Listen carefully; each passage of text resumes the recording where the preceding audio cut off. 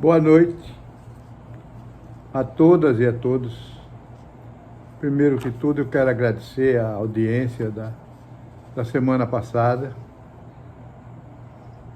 E abrir um parênteses aqui antes de começar mesmo a exposição sobre a teoria do fato jurídico.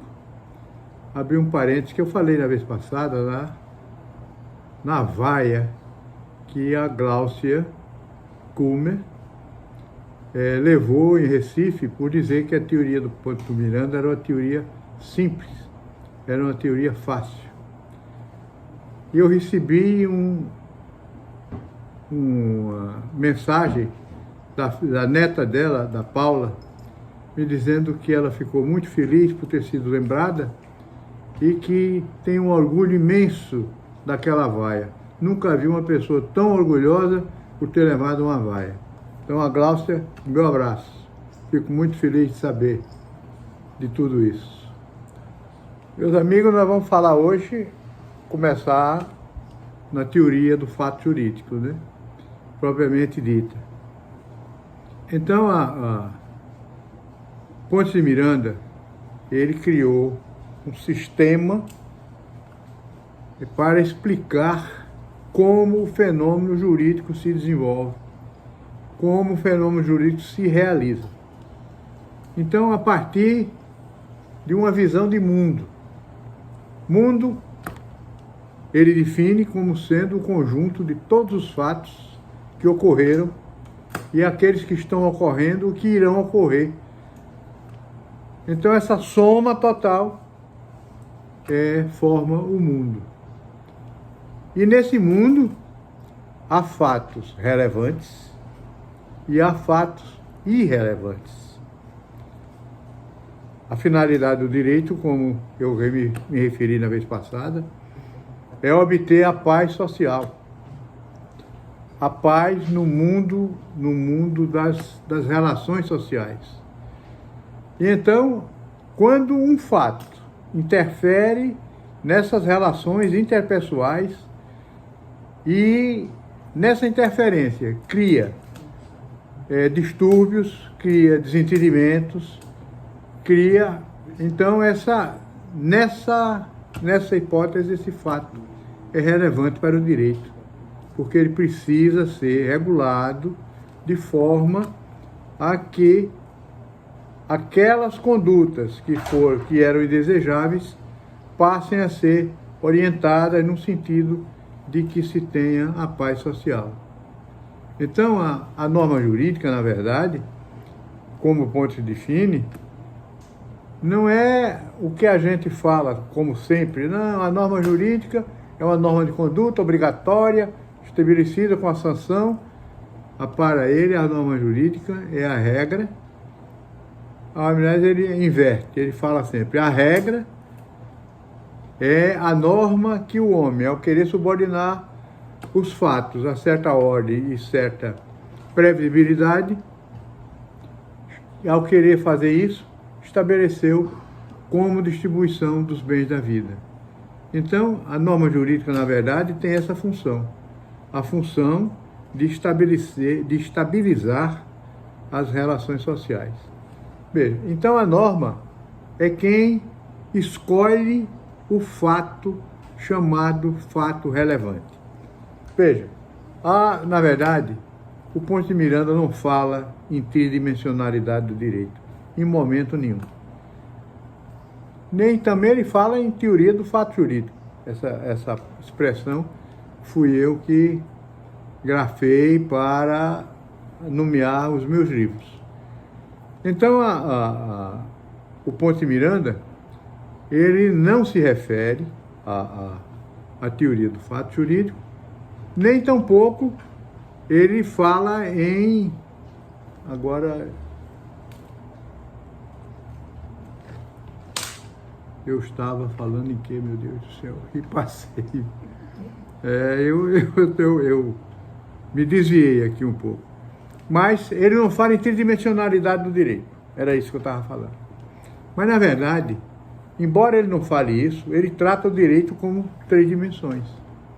Ele trata o direito com uma dimensão axiológica, que é a pré-normativa. antes de que haja a norma, na escolha do fato jurídico. Essa é uma dimensão política do direito.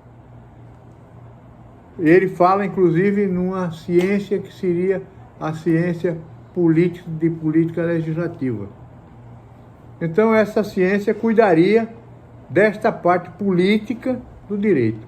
E seria, então, a dimensão axiológica do direito, a dimensão dos valores, onde a sociedade escolhe o que é relevante, o que deve ser jurídico e como deve ser tratado.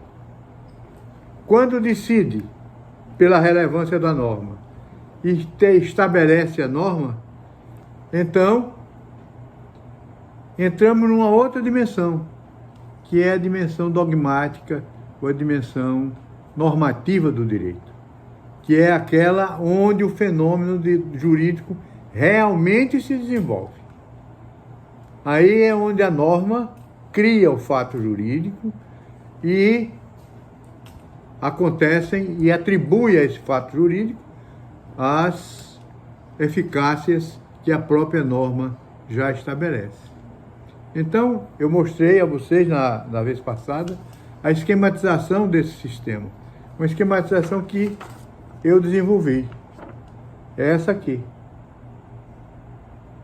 A norma jurídica incide sobre um suporte fático, daí vem um fato jurídico, de onde decorre a eficácia jurídica.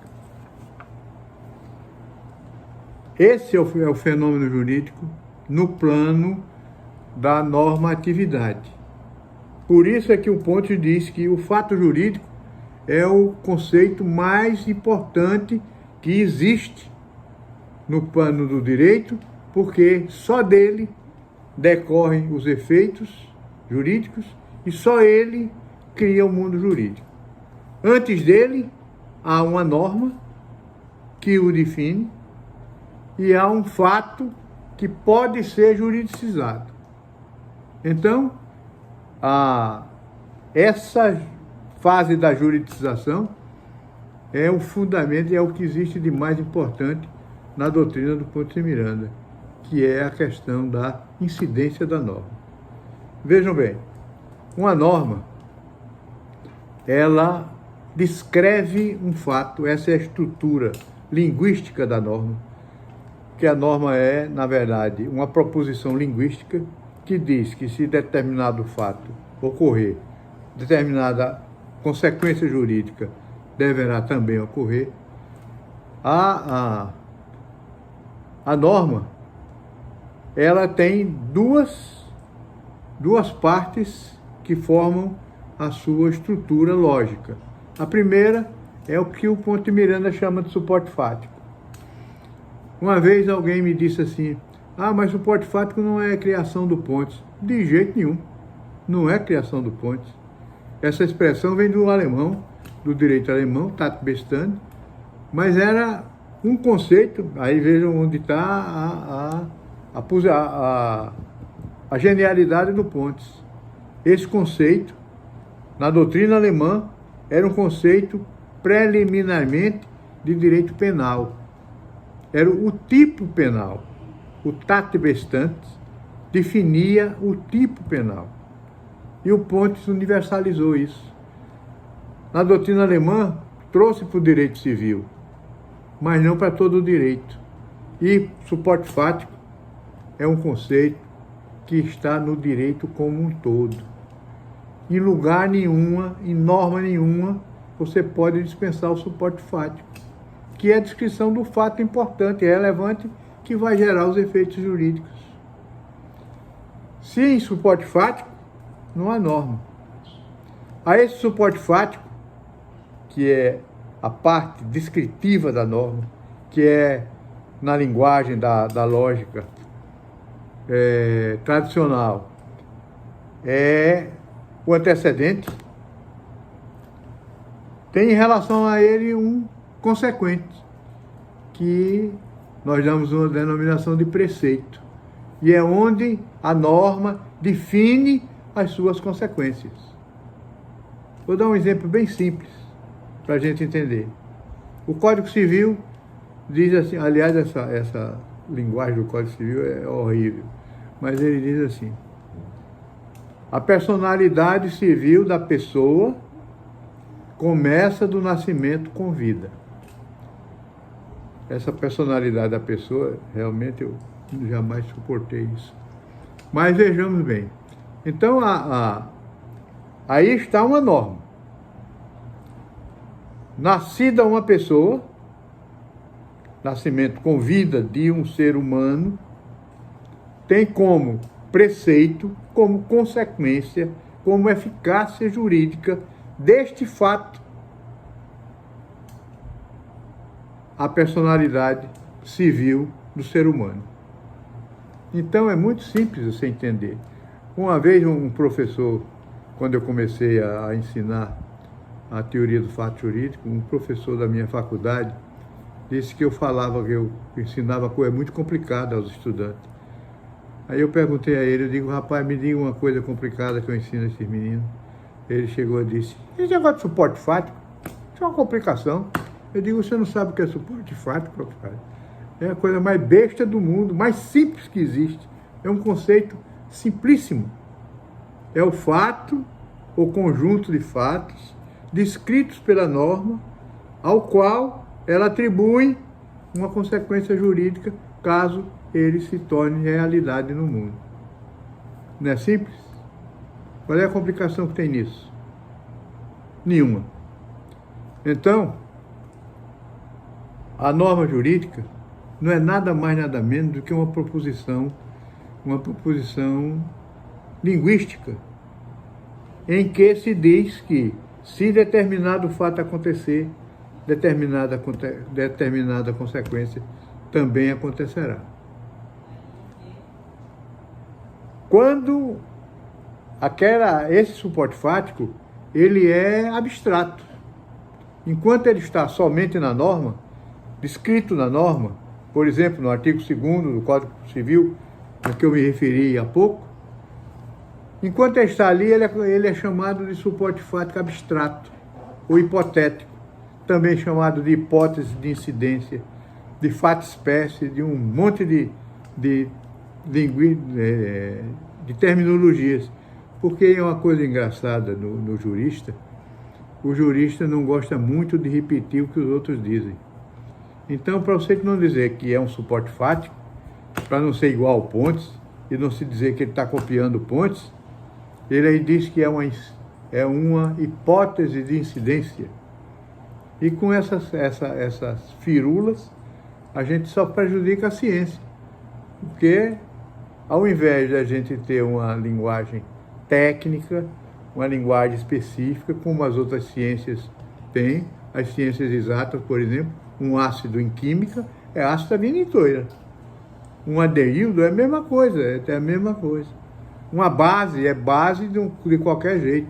Ninguém muda de base para chamar de alicerce, por exemplo. Não faz isso. Mas no direito a gente tem essa mania, porque nós temos uma liberdade. A gente não muda a natureza das coisas, né? Então, a gente pode dizer o que quiser, dar o nome que quiser, e isso fica ao gosto de cada um.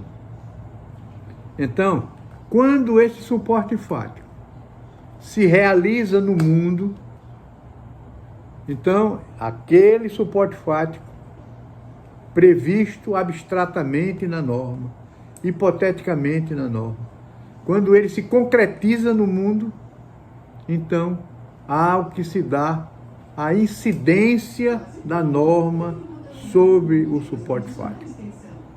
Essa incidência é, para mim, o ponto nodal da doutrina do Ponte de Miranda. Ninguém, em lugar nenhum do mundo, falou em incidência. Ninguém. A incidência é uma criação do Ponte de Miranda. Como a universalização do suporte fático, do conceito de suporte fático. Pontes foi que fez isso.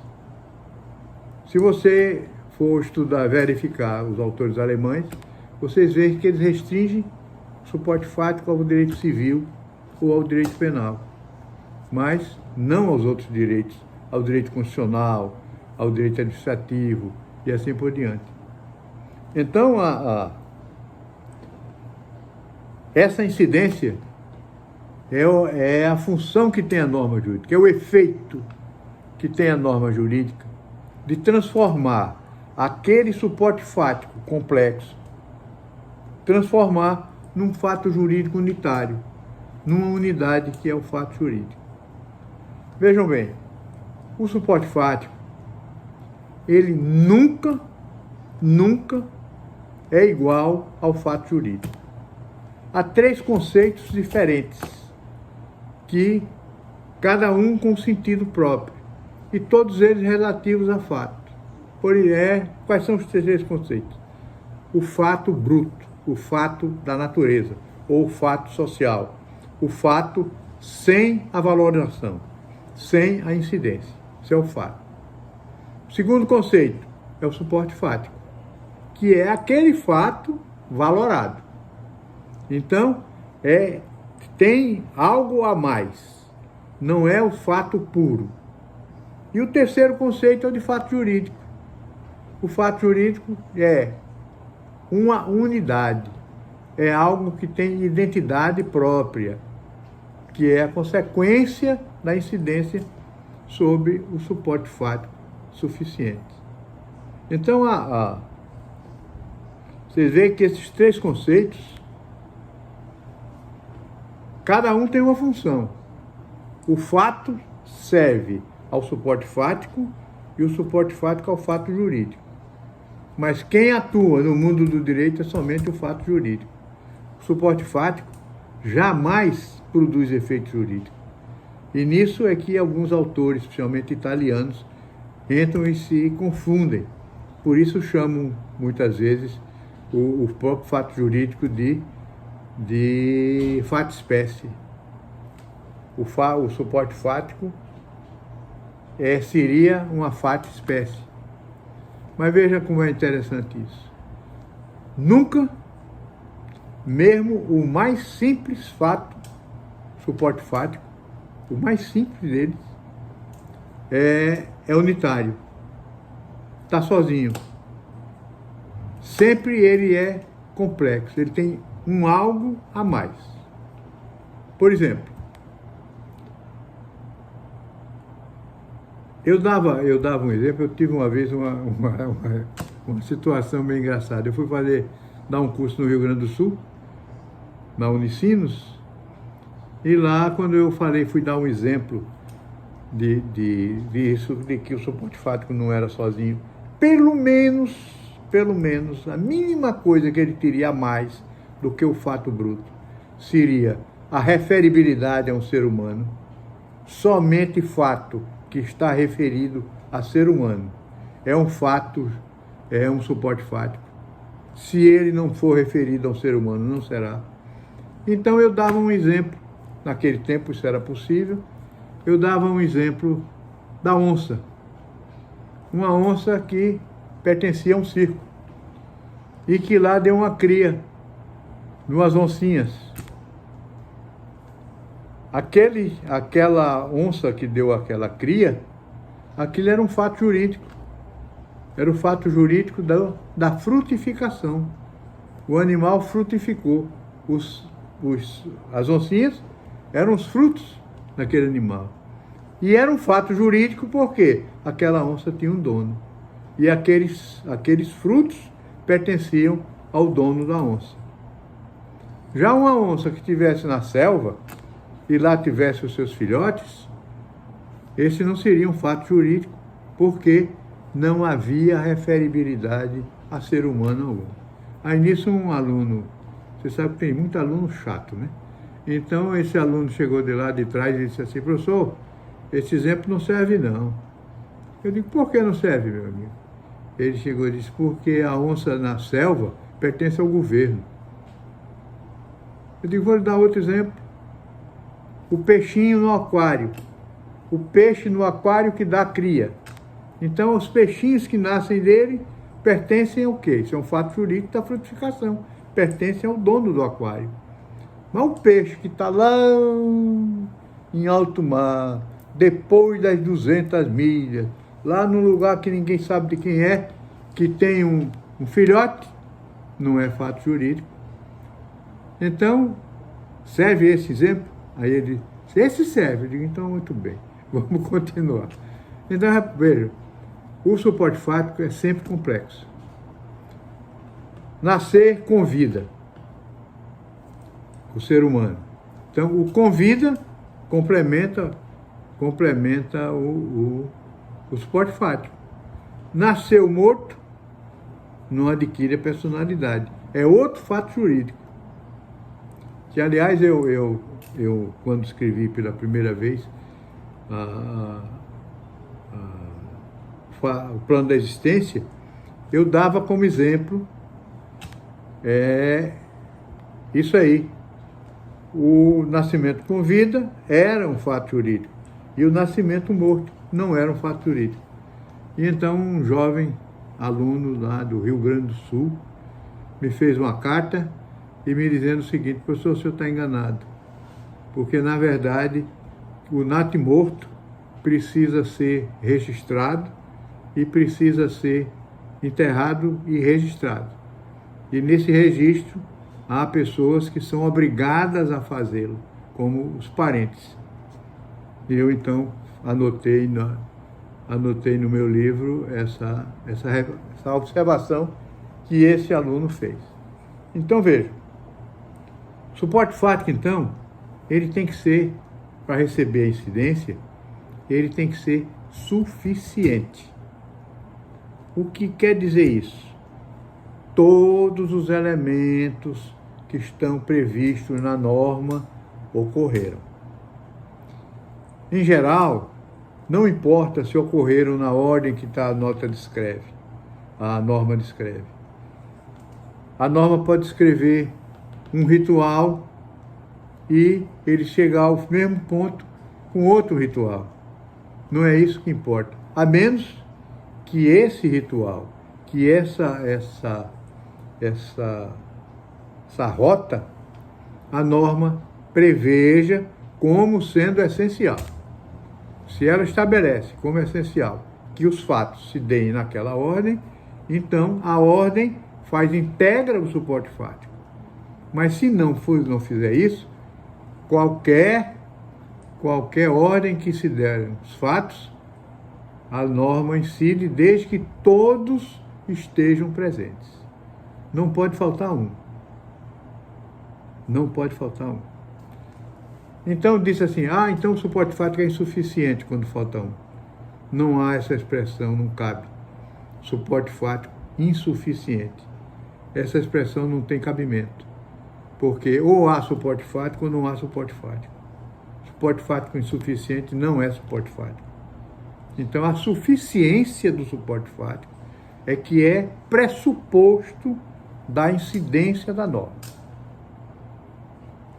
Então, veja, porque a incidência é o elemento que eu digo nodal da doutrina do Pontes. Porque sem a incidência não há fato jurídico. Não havendo fato jurídico, não existe fenômeno jurídico. Por isso é que eu digo que a incidência tem essa importância tão grande na doutrina do Pontes. Mas a incidência, isso é muito discutido. Tem muita gente que discorda que a incidência exista, que a incidência é uma invenção do Pontes, tem toda essa história. E que nem sempre a incidência acontece como deveria acontecer. Vejam uma coisa. A incidência é lógica. Como é lógico um fenômeno jurídico. Ninguém jamais pegou um fato jurídico. Olha eu com o fato jurídico aqui na mão. Ninguém fez isso. Ninguém cheirou um fato jurídico. Ninguém comeu um fato jurídico. Ninguém ouviu um fato jurídico. Nenhum dos nossos sentidos já percebeu um fato jurídico. Nenhum deles. Então, por isso, e é porque ela é lógica, somente passa no mundo dos nossos pensamentos, é que ela não é do mundo factual. Ela tem apenas essa função. a função de criar o fato jurídico. Então, a primeira característica da incidência é que ela é lógica. A segunda característica da incidência, e isso aí é onde há mais discussão, é que ela é fatal. Fatal no sentido de que não falha nunca. A norma jurídica, a incidência da norma jurídica é automática, incondicional. A pessoa, não é ela que diz que há incidência ou não. Se o suporte fático se forma, ela não quer saber se você está de acordo ou não está de acordo. Ela vai lá e incide. Incide e cria o fato jurídico. E quando ela cria o fato jurídico, nesse plano dogmático, a eficácia vai acontecer. Eventualmente pode não acontecer, porque pode haver fatos ineficazes.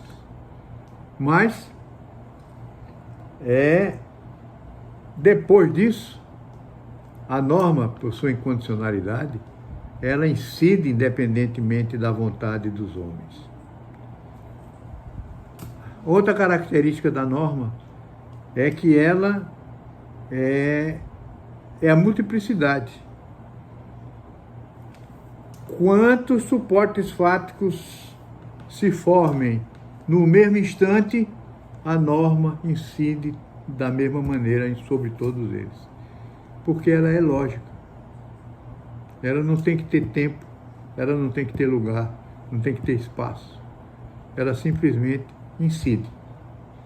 Então, há quem discuta sobre a incidência, porque sobre essa fatalidade da incidência, dessa incondicionalidade da incidência. E o maior argumento é quando acontece ser o conceito da norma, que estiver na norma, ser indeterminado. Porque as normas, às vezes, o suporte fático é muito indeterminado. Você precisa apurar as coisas. Então, disse assim, que quando, especialmente nas questões de direito constitucional, dos princípios constitucionais, que são vagos, dos princípios do direito administrativo, que são vagos, aí se diz que, nesses casos, é preciso que o aplicador faça a incidência. Isso é um equívoco muito grande. É uma confusão que se faz entre a vaguidade ou a indeterminação e o conteúdo daquele preceito. Veja, quando se diz que o preceito é indeterminado, é porque ele abrange um leque muito grande de conceitos. Por exemplo,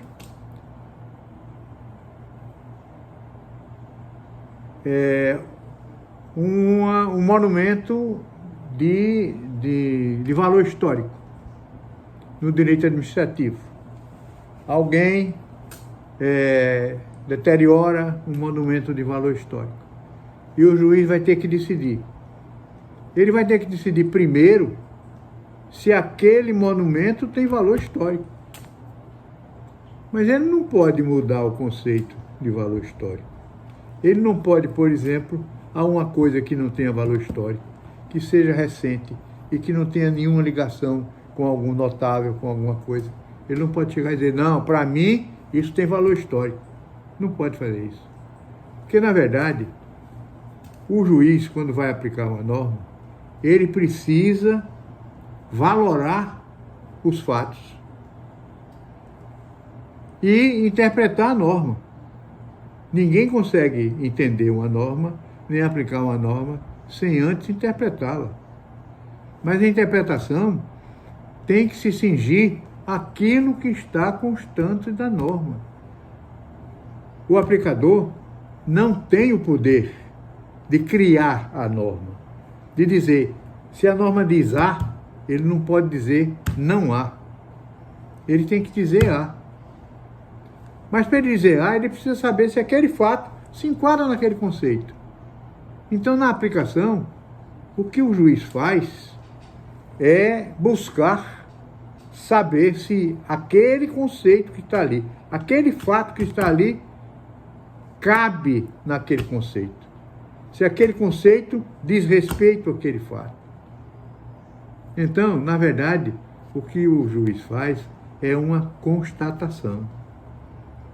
O juiz constata se houve ou não houve a incidência. Ele não pode criar, porque no dia que se admitir, e isso está ficando meio problemático. Problemático no mundo do direito. O juiz se arvorando de legislador. Meu pai, que era juiz e era um sábio, meu pai me disse uma vez: meu filho, a pior ditadura que pode existir no mundo é a ditadura do juiz. Na hora que o juiz puder dizer qual é a norma e aplicar a norma naquele que ele diz que é, no dia que ele fizer isso, a insegurança jurídica é total. Isso é uma verdade. É preciso que o juiz, ele é um aplicador da norma.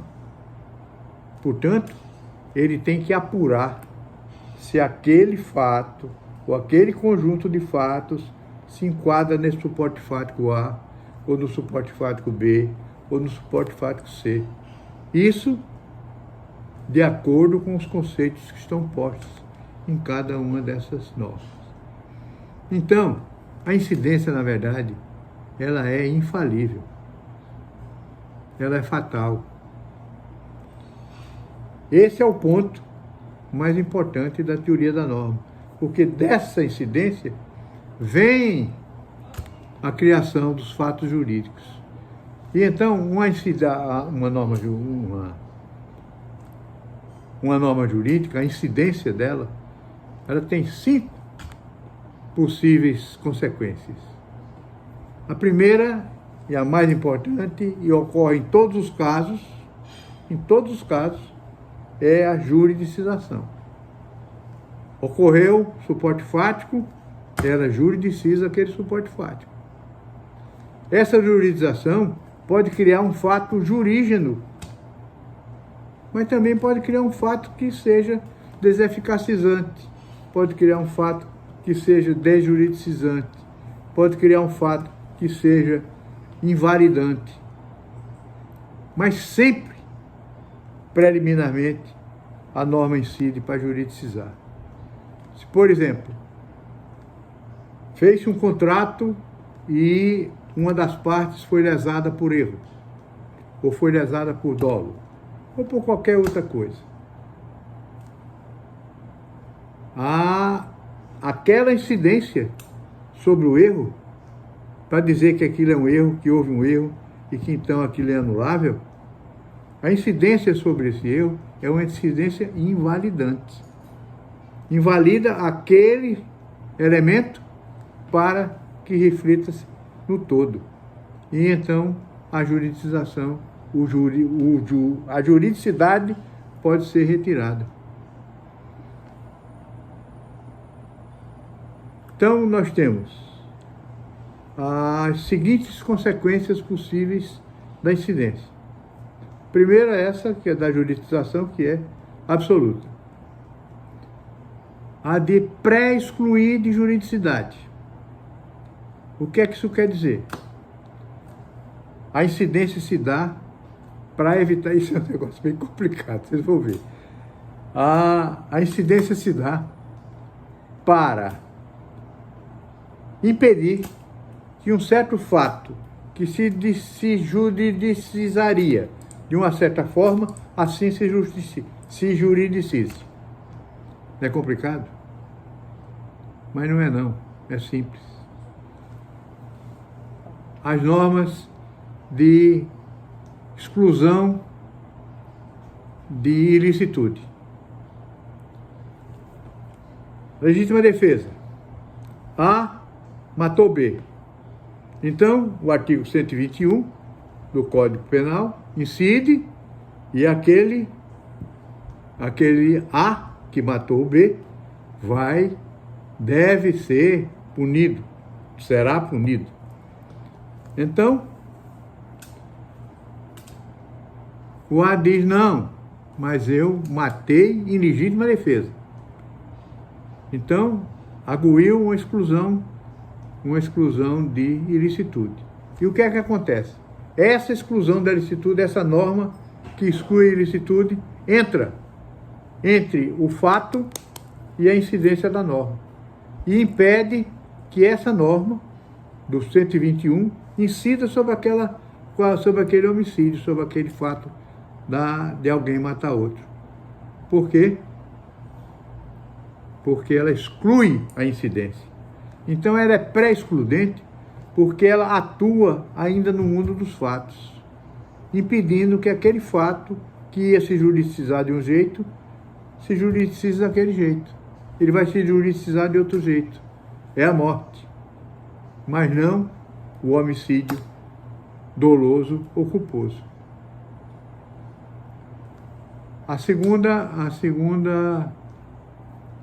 A terceira característica é a desjuridização. A resolução, por exemplo, a resilição, a denúncia, a revogação. Essas normas incidem para quê? Para retirar do mundo do direito um fato que está ali produzindo efeitos. Aquele fato perde a juridicidade. Então, nesse momento, há o quê? O efeito da desjuridicização. O outro, da deseficacitação, é outro efeito. Muitas vezes, a norma incide só para eliminar um efeito, ou vários efeitos, ou todos os efeitos de um fato jurídico. Prescrição, por exemplo, decadência, preclusão, são incidências deseficacizantes. Esse é o quarto. E o quinto é a invalidação. As normas sobre invalidade que incidem para tornar inválidos os fatos jurídicos. Então, já recebi críticas sobre isso, dizendo que a desjuridização, a deseficacitação e a invalidação não são consequências da incidência. São sim, porque a incidência se dá no fato para que haja a invalidação, a deseficacitação ou a desjuridização. Então vejam bem, repare, nada disso é complicado. Tudo isso é lógico. Segue uma orientação lógica. Agora, quando você trata do fato jurídico, o ponto de Miranda tem outra coisa monumental, que foi o quê? A divisão do mundo em mundo dos fatos e mundo jurídico. O mundo como um todo abrange os fatos de todas as espécies, os fatos astronômicos, os fatos geográficos, todos os fatos entram nesse mundo geral. Mas nesse mundo geral, há fatos, aqueles relevantes, que recebem uma característica diferente, que é a juridicidade. E só esses têm juridicidade, os outros não têm. Então, o que ele fez? Propôs a divisão do mundo em mundo dos fatos e mundo do direito. O mundo do direito está misturado no mundo dos fatos. Mas essa mistura não os torna iguais. Eles estão misturados, mas desiguais, porque o fato jurídico não perde a sua característica de juridicidade. Então, o mundo jurídico tem um tratamento diferente do mundo dos fatos, porque o mundo dos fatos para o direito não interessa. Outra coisa genial no Pontes é que somente nesse mundo jurídico ocorrem os fenômenos jurídicos. Só dentro dele as coisas se desenvolvem. Então, vejam bem, Pontes fez uma divisão do mundo jurídico em 3 planos. O primeiro plano é o plano da existência. Nesse plano entram todos os fatos jurídicos. Todos, sem exceção. Depois nós vamos estudar as categorias de fatos jurídicos, mais posteriormente. Então, fatos lícitos, fatos ilícitos, fatos volitivos, fatos avolitivos, todos entram aí no plano da existência. No plano da existência, aqueles que são predominantemente volitivos, como os atos jurídicos stricto sensu e os negócios jurídicos, passam para um segundo plano, que é o plano da validade. Nesse plano da validade é onde o direito faz a triagem entre o lícito, o válido e o inválido. Os válidos sobem para o terceiro plano, o plano da eficácia. Sobe também para aí os anuláveis, enquanto não anulados, permanecem lá. E os nulos putativos, aqueles que, mesmo nulo, produzem efeitos, como o casamento putativo. Os outros fatos jurídicos, que independem da vontade ou são ilícitos, esses vão direto do plano da existência, direto para o plano da eficácia. É como se fosse um edifício em que um grupo de moradores tem que subir pela escada.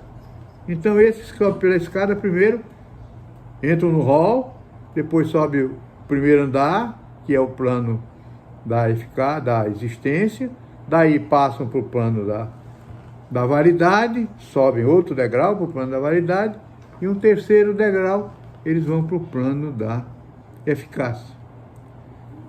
Já os outros não, sobem de elevador. Tomam no plano da eficácia, da existência, e vão direto para o plano da eficácia. Então, essa estruturação do mundo jurídico é extremamente importante. Tem um autor alemão, Jan Peter Schmidt, que escreveu um belo trabalho sobre o Ponte de Miranda, em que reconhece que o Ponte de Miranda não foi um repetidor da doutrina alemã, mas que se baseou na doutrina alemã. Isso ninguém nega. O Ponte de Miranda é germanófilo, sem dúvida nenhuma. E abeberou-se na doutrina alemã, mas aperfeiçoou essa doutrina alemã, corrigiu essa doutrina alemã. Onde havia erro, ele foi lá e corrigiu. Onde havia omissão, ele foi lá e preencheu. Então, o Jan Peter, ele inclusive faz uma referência aos meus livros e ao fato de eu dizer que Ponte de Miranda ele deu um tratamento original a esses planos da existência, da validade, da eficácia. E eu respondi a ele, está na nota 128 do meu plano, da última edição, do meu plano da validade, do plano da existência. Então, eu mostrei a ele que, na verdade, os autores alemães falavam em existência, o outro falava em validade, o outro falava em eficácia, mas nenhum deles sistematizou isso aí. Nenhum deles mostrou, como ele diz, por exemplo, que há uma relação de dependência entre esses planos, nenhum deles mostrou, que o Ponte mostrou que não havia essa dependência. Que o fato pode existir, valer e ser eficaz. pode existir, não valer e ser eficaz. Pode existir, não ser eficaz e valer, existir, ser eficaz. Então e valer ou existir, não valer e ser ineficaz. Então essas situações todas vocês veem o seguinte, que há um ponto aí que é comum a todas essas situações, que é a existência. E os outros não se relacionam entre si. O existir e o valer, um pode valer e não valer, pode ser eficaz e não ser eficaz, mas todos eles dependem do plano de existência. E isso os alemães nunca disseram, que quem criou essa coisa foi o Ponte de Miranda. Então, meus amigos, está chegando a nossa hora. Eu quero dizer que há umas perguntas que eu vou tentar responder. E outras que eu não consiga responder nesse horário, vocês podem me mandar pelo meu e-mail. O meu e-mail é M de Marcos, B de Bernardes, Melo, com 2 L's, @uol.com.br.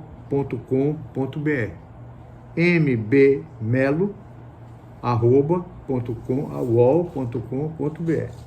Eu vou ver aqui umas perguntas que me chegaram. Suporte fático é sinônimo de causa de pedir? Nunca.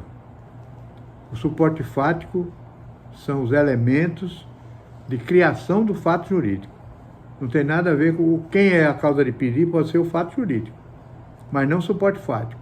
Nunca confundir o fato, o suporte fático e o fato jurídico.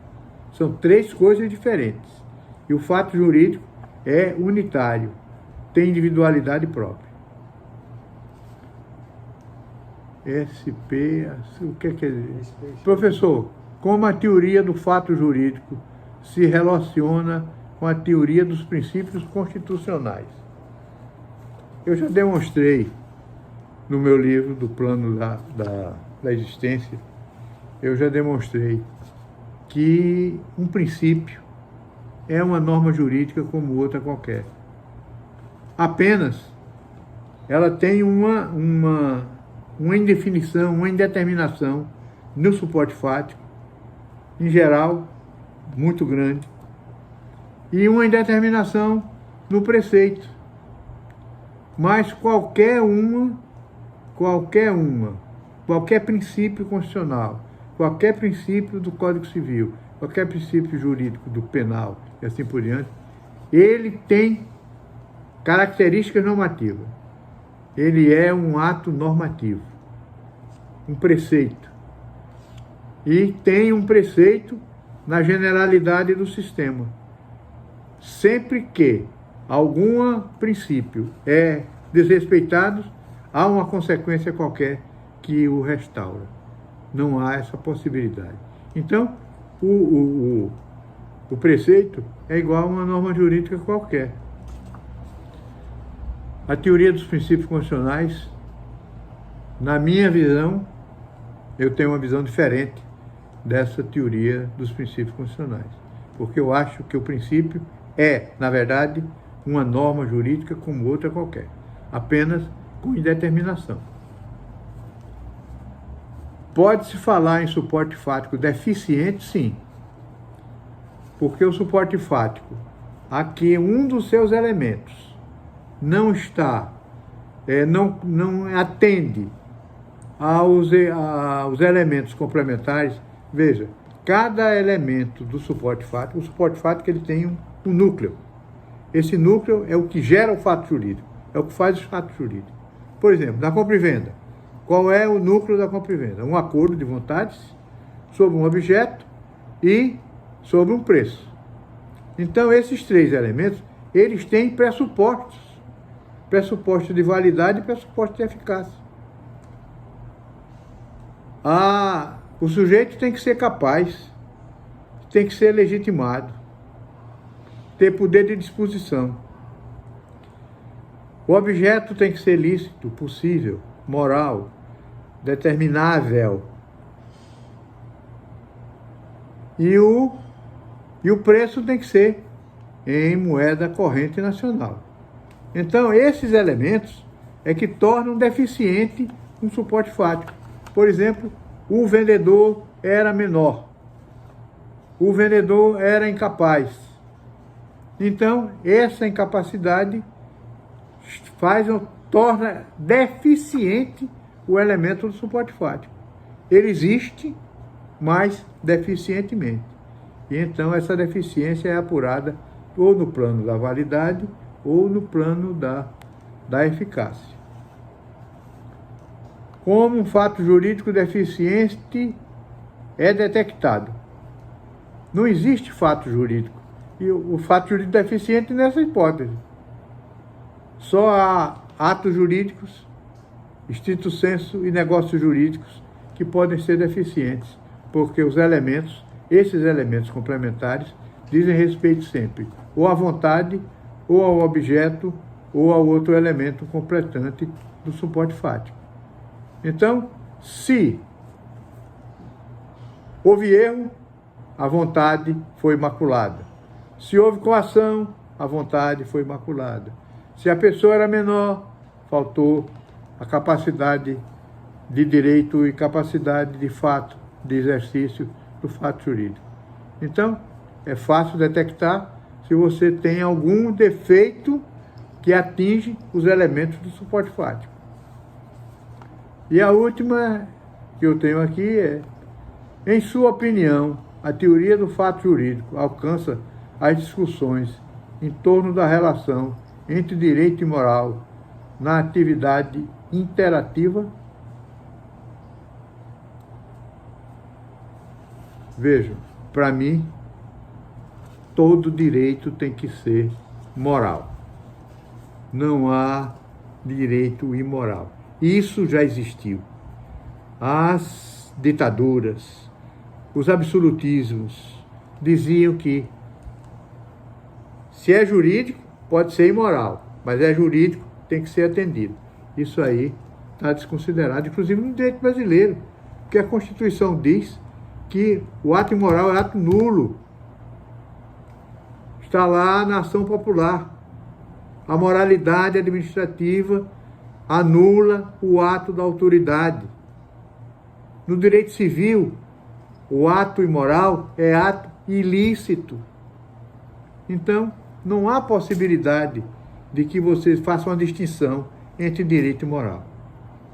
Direito e moral caminham juntos. E a moral é uma das grandes fontes materiais das normas jurídicas. Eu quero agradecer agora. Quem quiser me mandar por e-mail, naquele e-mail, eu estou às ordens. A ESA da UAB, que hoje está transmitindo essa minha live. Muito obrigado. Eu fico muito honrado que vocês estejam comigo. E as dúvidas podem me mandar pelo e-mail, que eu terei muito prazer em responder. Muito obrigado e boa noite.